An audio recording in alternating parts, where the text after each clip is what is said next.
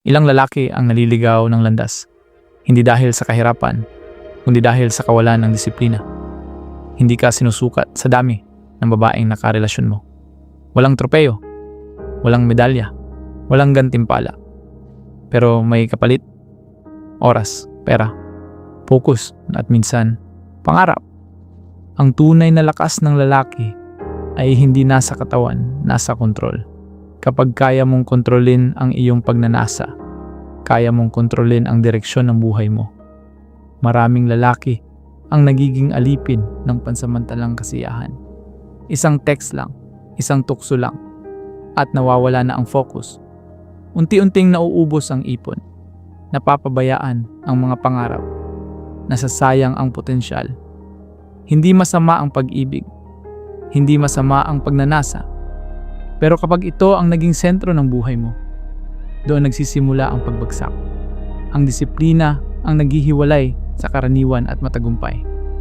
Habang ang iba ay inuuna ang aliw, ang tunay na may direksyon ay inuuna ang pagbuo ng sarili skills, negosyo, pananampalataya, pangarap.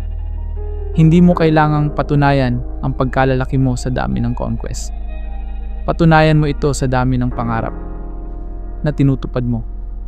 Sabi sa Kawikaan 25:28, ang taong walang pagpipigil sa sarili ay parang lungsod na walang pader. Noong unang panahon, ang lungsod na walang pader ay madaling pasukin ng kaaway, madaling masira, madaling maagaw. Ganyan din ang lalaking walang disiplina, madaling matukso, madaling madistract, madaling mawala sa landas. Pero ang lalaking may kontrol sa sarili, protektado ang kanyang pangarap, protektado ang kanyang kinabukasan.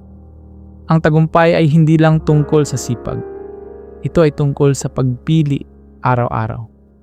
Pipiliin mo ba ang pansamantalang kasiyahan o ang pangmatagalang tagumpay?